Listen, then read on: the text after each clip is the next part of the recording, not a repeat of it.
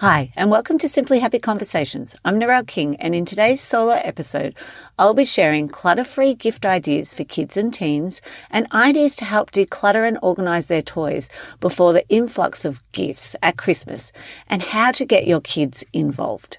Let's jump into this Simply Happy conversation. Welcome to Simply Happy Conversations. I'm Narelle King, wellness and organisational coach and yin and nidra yoga instructor. This podcast will help you create more time using organisational strategies so that you can start to simplify your life and prioritise your health. I'll be sharing conversations with other health and organisational experts and solo episodes with tips to help you simplify your life and prioritise your health. Thanks for joining me for today's solo episode about getting your kids involved to help declutter and organise their toys before Christmas, especially because we know there's going to be an influx of gifts and it's like, where are we going to store all of these? I'm also going to share some clutter-free gift ideas specifically for children. So why do we have so many toys?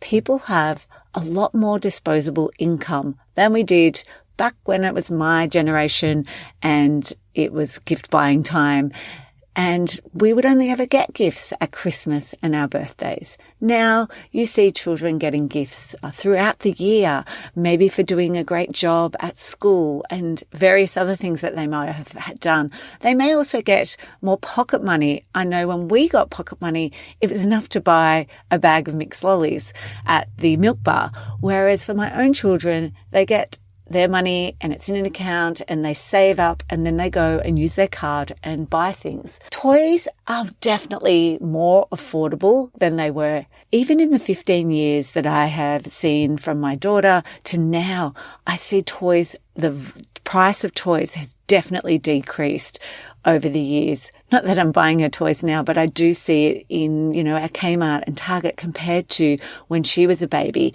how much more expensive, especially when it came to sort of like those wooden environmental type of toys. Games as well. I feel that games prices have come down significantly over the last couple of years. You're able to get some of these games in our department stores that in the past you could only get on a sort of specialized website. And another one that I hear a lot from my clients is that they show their love because they're time poor and they're working longer hours in purchasing things for kids. So they buy toys to keep kids occupied, but really we could just give them a box and they would be just as happy. I'm a huge fan of Instagram for simple ideas using things around the home. If you just do a search for 101 play ideas, you will get heaps and heaps of amazing little games and things that you can create yourself, because we all know that kids lose interest in things really quickly. But when are there too many toys? So you'll know that you've got too many toys in your home when packing away is difficult for you, but also for your kids. If you say to them they need to pack away their toys and it's just too overwhelming because there's too many there, you know that you've got a problem. The other thing is that I always hear this, my kids don't pack up. But when we say pack away the toys, what are we actually meaning? When we can break down that instruction to our kids, it makes it less overwhelming. So maybe it's like, could you just pick up the dolls and put them away? Or could you just pick up all the cars and they have to just find that one item to help with putting away the toys? Kids also feel so overwhelmed when there's too much to play with. There's too much decision making. And we all know it's really difficult when there's too many decisions to make. For myself, if I go into a restaurant and the menus say 10 pages long, I'm going to struggle to make a decision. Whereas if it's just the one page, I can find from 5 things and I'm happy to choose something. So we feel overwhelmed. If we're feeling overwhelmed, that's when you're going to hear kids say, I'm bored. They're not really bored. They're just overwhelmed, not sure what to choose and what to play with. I find that they become less creative too when there's too many choices. And they may even become overstimulated because of there's so many things in their environment. And you'll know you have too many toys if you have less physical space to even sit and maybe watch TV if it's in the same room. Another thing when there's too many toys is that kids then may not play together because they've got their own object and they're playing with that. Whereas when there's a smaller amount of toys, you find that siblings or other children that have come over to play are got more likely to then try and play together and interact with each other. They're also less appreciative of what they have. So they're less likely to look after their toys when they have an abundance of toys and really not appreciating the amount that they have. Let's move on to some gift ideas that aren't toys for children and teens that family and friends could give this Christmas. So let's start. I've broken them down into 4 ideas. So gift an experience. Number 2 is gift a practical present. Number 3 is gift cards, and number 4 is subscriptions. So I'll go through each one of those and give you some ideas of things that you might like to do with your own children, or maybe it's even nephews or nieces that you need to also purchase gifts for. Under our gifting and experience, it's about giving them something fun to do, that you could also save yourself time from running around trying to get items from the shop because you may be able to just buy this online. Try to think of an activity that can be practical and easy to redeem. You don't want the voucher to go to waste. And I definitely see that in homes when I'm decluttering and we've found vouchers that they got from the previous Christmas, but they haven't. So even setting up a space that you're going to place all the vouchers and they're in the one spot. So some ideas of experiences are tickets to concerts, performances or sporting events. Think about their interests, what they enjoy, and then surprise them with the tickets. Another idea is a lesson or a class that they enjoyed. I've definitely done the online art classes for my daughter as a present before. I've been given golf lessons before. Maybe it might be pottery or a trampolining voucher or some sort of online class that they can access from anywhere in the world as well. It could be a pass or a membership to an activity that they love, so it's more of an ongoing thing. The membership might be to go to the place like mini golf, and it might be like 3 months of mini golf. The driving range has been a real favourite of our families, and it's like booking a little section for an hour that also has food and also your bucket of balls. A batting cage of some kind, it might be cricket, it might be baseball, bowling, indoor bowling, basketball courts, maybe they're like private basketball court that you could hire. It could be an art gallery or a museum, theme parks and zoos, which we have had for my family, trampolining parks as well. And we've had all of those and they have worked so well, especially the zoo when my children were really young. It gave us things to do on the weekend and they were really excited about going and seeing the animals. And for us, it was actually 3 different zoo parks that you could visit. Another one I thought of is also a skate park that may be indoors or even a play centre, and depending on the age of the child or the children. Another one is a one-time activity for the person and treat the person to an adventure and activity that they'll enjoy. We've done this as a whole family. This is including my extended family, and my parents have purchased tickets and it was like a ropes course and we went all together, and the grandchildren, that was their Christmas gift, which was a great idea. Whitewater rafting, maybe it's an escape room, pottery, painting. Ropes courses are amazing and we've done those a few times. Maybe it's like a beauty session or a massage or even a fishing day. There's just so many ideas out there. It's like definitely finding out the interest of the child and then just Googling and having a look and seeing what you can come up with. Movie passes, and take the person to the movie. And that way you know that they're going to use the voucher and it's not going to get lost in their home and you can enjoy the time together. The other 2 I really like when gifting an experience, these are more your homemade. So you could do a movie night in a box. So give them a digital movie or like it's a rental for maybe Netflix for a month or Disney for a month, and then put in it snacks and treats and drinks.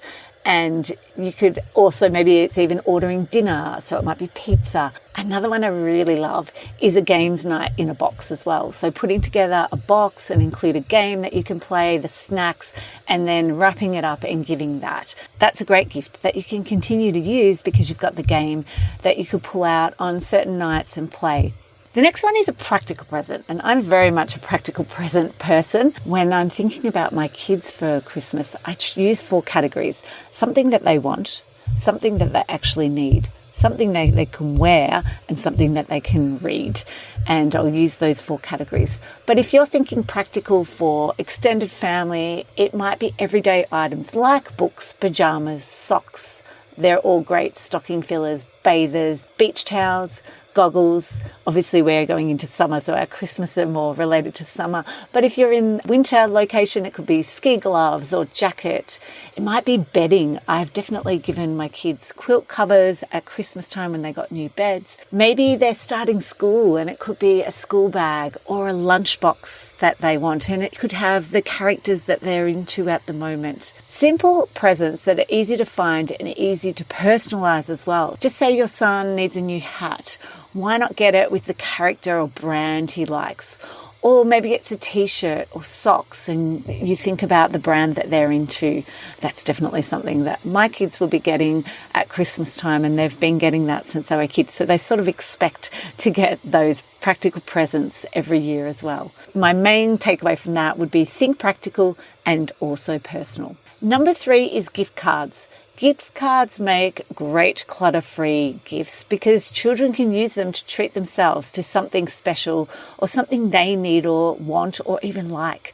So the gift card or cash towards something that they're saving for, like it might be something big like an iPad or a phone, a bike or a scooter. And one of the things that I have done with my kids is I've created a Christmas list in my notes section on my phone, and I've shared it with them, and I've asked them to contribute some ideas to help me as well of what they'd like at the moment.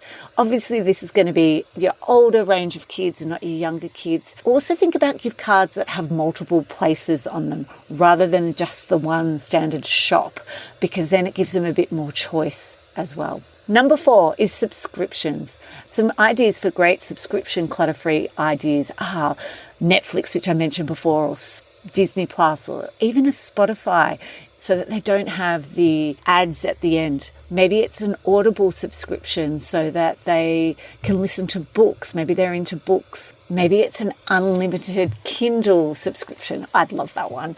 And maybe it's even giving the person an actual e-reader, and that's something that they can then enjoy. Maybe they've never even thought about that. And the final one is a magazine subscription. This is great because it could be something that they're really into, and then they receive that once a month or once a quarter, and it can be recycled. It shouldn't add too much clutter to your home if the person is willing to give up the magazine at the end, unless they're deciding to save them. Okay, so let's step back to how to declutter the toys, books, games before Christmas. This is going to be when there's going to be an influx of toys. I love to help families do this when it's close to birthdays or even just before Christmas. And I have done a few of these with families at the moment, which is why I decided to do this podcast episode. So it means that there's space for new toys. It also means that you can look at the things that they've lost interest in, and it's a great chance to remove any broken toys when you go through it. So how to get started? I suggest you schedule a weekend so that kids can help. Kids can be quite tired. It's the end of the year for the Southern Hemisphere. So I think it works really well on a weekend. Now, the best way to go about this is to gather all the toys together. Some kids will have toys in their bedrooms. Maybe you have lucky enough to have a toy room or a lounge area with toys, but it's bringing all the toys, all the games together. And I know that might sound overwhelming, especially if they're in multiple locations. But until you have them all together, you can't see how much you have. And believe me, when I did this the other week with a little girl and she saw all the Barbies and we counted them and we had 23 Barbies in total, she said, I want a couple more Barbies for Christmas and I don't think I should get them with 23 Barbies. So she was more willing to and donate some of them because she really wanted the Barbies that she'd put on her Christmas list. So by seeing them, especially for kids, they're then more open to letting things go. So the next step we did with her toys is categorize them. She had a lot of Barbies and dolls. So we actually broke the categories down into the dolls, the clothes, and the items that they might play with. Whereas If you've got multiple different categories, you might just pile all the Barbie things together and all the dolls things together. So it's like called macro and micro organizing. Macro meaning we're breaking it down into really small categories within that one category. For Barbie's example, it might be clothes, items, and also the Barbie dolls themselves. Whereas the macro would be all the Barbies together. So depending on the different amount of categories you have as to how you're going to divide them. And the next step is to declutter. Maybe there's looking at the ones they don't play with anymore, so you could remove those and they might be able to be donated. And then it's looking at the ones that they do play with and whether they can let go of some of them, especially if they've got that on a Christmas list and they're hoping to get that as a present. Kids will get involved when they need to make a yes or no decision. That's it. It's just the binary decision, yes or no. They are so good at this. I think as parents, we don't give them enough opportunity to do this. We just think it's going to be overwhelming for them. They can also tell you what they play with together. This is one of the most important parts of doing it with them. So for example, they might have Monopoly money that they play with in the kitchen. And then they might have like those little ushies or little other figurines that they play with in their doll's house. And like the other day, which actually it was the mum who knew, it was a little dog. And I thought it might go with the Barbies because it was a Barbie dog. It went with the Paw Patrols. It had become one of the Paw Patrol dogs. So it's great when you can have kids involved because they will tell you which things they play with which items. So I want you just to think about your own bias that you might be bringing in and trying to hold back. Adults think too much about the price, the money value, and also that emotional connection of who gave it to them. It might be a grandmother who's not alive anymore, but if the child doesn't have that connection to the item and is happy to let it go, then let them do that, and maybe it's you that finds the spot for that particular item. It's a great way for us to encourage kids to make decisions for themselves rather than relying on us to make the decision for them, and for them to really connect with their gut feeling.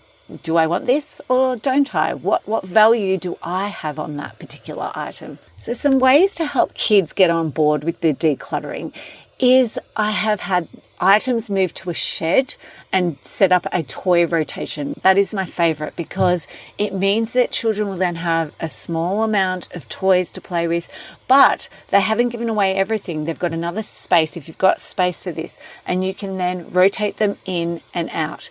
I've just done another one, which was one of my favorites, which is in a trailer, and it now has some cupboards in there, and then they're in little drawers, and the drawers will be swapped over. Maybe it's also under a bed, less out, less overwhelmed, more engaged, and it's also, remember, easier to pack away for kids, yourself. This toy rotation works really well, especially when kids have too many of one type of toy. So if they are the child that loves that particular, they have every single thing that relates to that particular type of toy, this is a great way to reduce it and have some outside, some away. It's not about them getting rid of it. It's just about not having so much in one area. The next thing to help kids to get on board is donations, is looking at if they're going to get a toy in, what could we let go of? And give before we receive is a great motto to share with kids.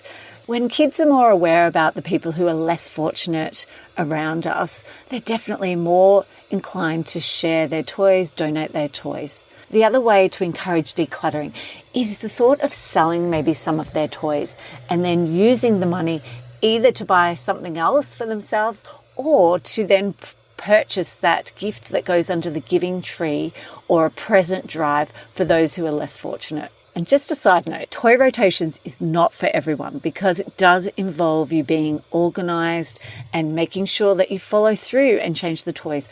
It works really well if you give the children the responsibility to, that it's a set time or day that they change the toys over, and having them involved in it will help you to stay on track with it. But if you need help with that, that is definitely something to reach out, and I am happy to help you with that.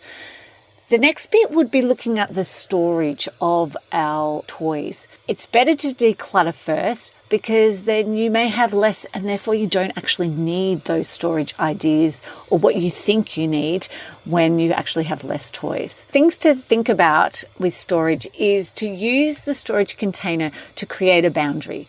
For example, the cube units or the IKEA drawers for toys are great for boundaries. So if you say this is where we're going to keep the soft toys and there's no room for more soft toys, it's like, okay, well, we have to make a decision about what can fit into that space. Bookshelves are another great way of saying, well, we have this bookshelf is now full. Are there any of these books that we're not reading anymore that maybe we can let go? So I really like to use storage container as boundaries for children. It's a really great visual for them to see as well. Also think about the containers that are easy to access and use. It helps children to then be able to be independent and put things away. If it's not a click container, it's harder for them to see. It's harder for them to know what's in it. And it's also maybe difficult if it's got clips at the side for them to open. If things are up too high, they're not going to be able to put them away. A lot of kids are very literal. And when you say pack up the toys as well, they're going to then just put everything in one box possibly. So another great thing to think about are labels and using either words or photos. I really love getting kids involved in taking photos of their toys because then they're more inclined to use it as well. And they love seeing their photo of their actual toys on the boxes or the containers that you're using. Kids love to help put things away when it's easy. So we just need to set up these systems to make it really simple for them if we want it to be divided into different sections. I used to have a toy box for my kids that just had everything piled in. As they got a bit older, we then divided off and had smaller categories. But when they were younger, it was just the one toy box with everything in it. I hope you're able to declutter the toys before Christmas and be more prepared for the influx of gifts. If you need any help at all with any of this, please reach out and send me a message. Love to have a conversation with you and either set up a toy rotation or maybe it's just even a helping hand around getting your kids on board. Thanks for listening to Simply Happy Conversations. Thank you so much for joining me for today's Simply Happy Conversation. If you enjoyed this episode, then I'd really appreciate it if you could leave a review. This helps others find it who are also looking for tips and organisational strategies to simplify their life and prioritise their health. If you enjoyed this episode, don't forget to subscribe so that you won't miss future episodes. You can also connect with me over at simplyhappy.com.au.